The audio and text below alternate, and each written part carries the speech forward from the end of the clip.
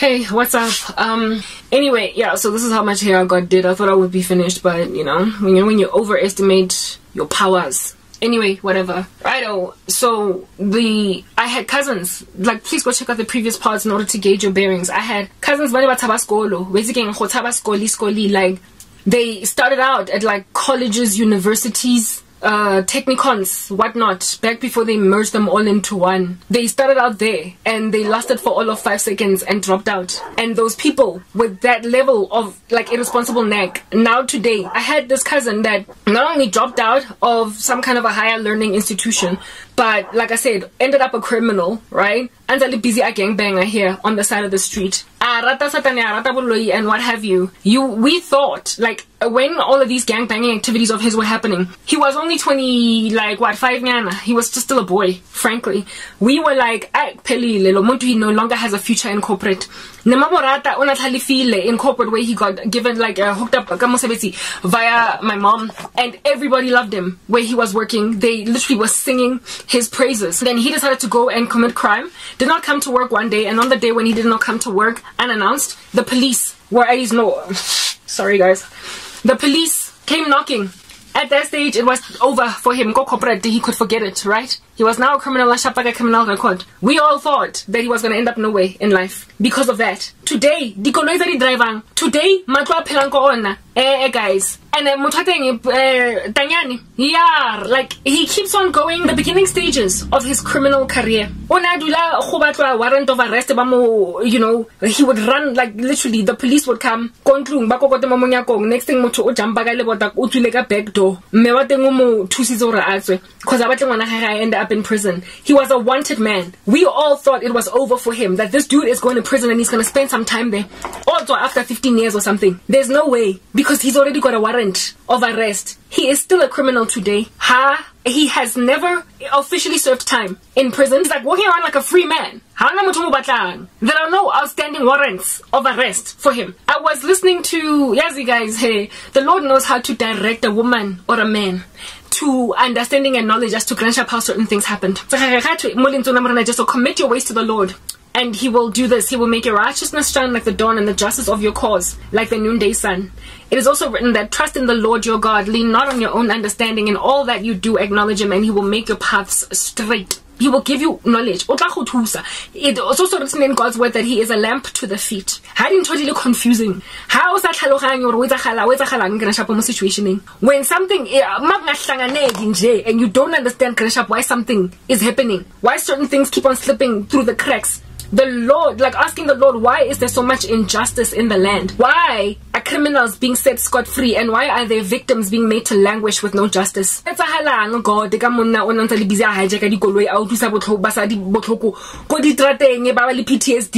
because they were held at gunpoint. Why is he not in jail? He gave somebody trauma. He gave somebody trauma. There was a time I was already laptop. Hey, guys, hey, Lord have mercy. There was this beautiful, like, it could have been a Celine or a Gucci, you know, these like printed, not Gucci, the print, yeah, Gucci original, Marnesi Gucci, like it was Celine or something, some expensive laptop bag, and it was sitting mo tropong, kohai, yam mewak. And I was like, yo, at the time I was employed, ne? I was like, yo, why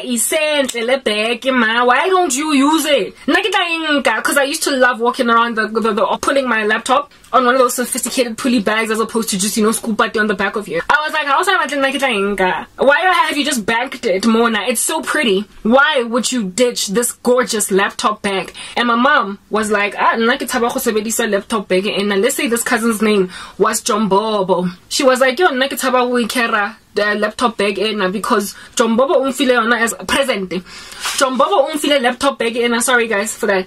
John Bobo umfile this present, ne? And then origin ya thing guy. John Bobo una he used to, you know, remember there was a time when criminals would steal laptops from people's boots. They literally did a whole criminal campaign. It was on television and everything and on the news, and they were saying South Africans, you better be careful, because there is this wave of crime rolling around where these guys got some remote control, where if at all you've got like an electric vehicle,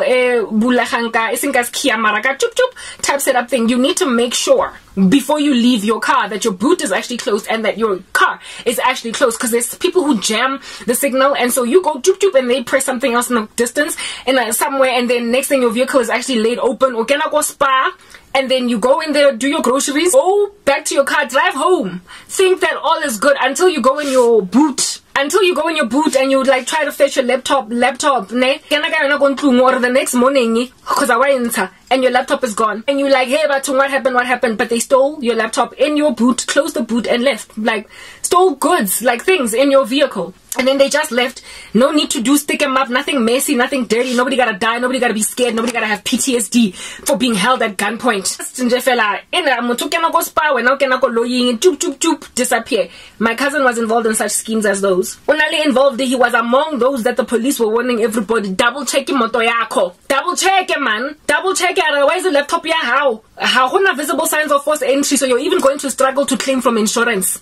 Double check before for being irresponsible with company property, because is a laptop ning jabu, is a laptop ning refill, is a laptop ning jono. Check a obuti irresponsible lekante utorizo koloi ke jobobo a laptop ke jobobo. So what Jobobo used to do was steal these laptops. What he would do is sell the laptops at Dengi. I don't know whether they would break them up into parts, I don't know what they did with these laptops, likely sell them, okay, resell them and what have you. But then these laptops came with laptop bags. They came with laptop bags. Do you understand what I'm saying?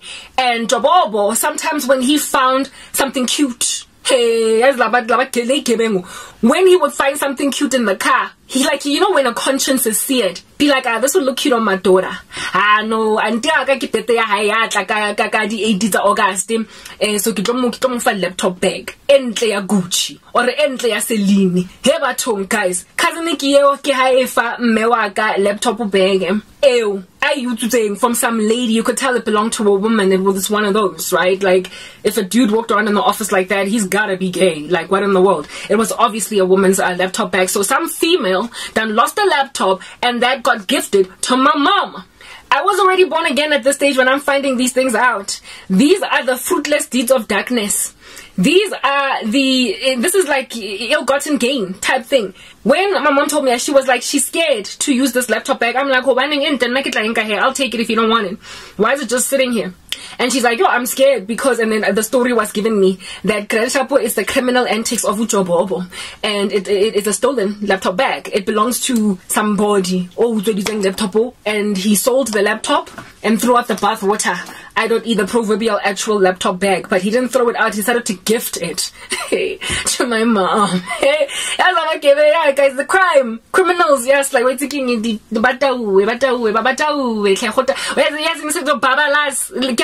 no mid drunkenness, never mind hangover. Anyway, whatever. So laptop bag like hike it's hora hair nkare ya chesa nkare ke oli mo rapane on some echu no ke grand ya chesa ena. Hey, yeah, chesa ke grand kayon. And I remember taking this to God in prayer. I wanted to take that laptop bag and throw it away altogether. But then the Lord was like, literally just move on. That laptop bag still continued to run its rounds years down the line, even after I lost my career, and my mother still did not want to use it. So what did I do? One day in the fella, I went and I grabbed it. You know, when you are angry at sin, at this point, like back then I was still employed. And so the way at sin, I wasn't upset at injustice. I did not yet have this level of hatred for those works of those Nicolaitans, the deeds of those Gentiles. I'm kidding, but you know what is written about the church of Ephesus in Revelation 3. No, not 3 but 2. I was like not yet there, but then I got persecuted for a couple of years, and that laptop bag was still around. One day, on the day when ho collect what dustbin, my mother wasn't here, and it was a day when the dustbin was collection thingy was coming. So I knew that my mom would not ever go to the bin, open it, and find this thing on some. She just banked it. She just kept it. I don't know why. Guys, I was so pissed off.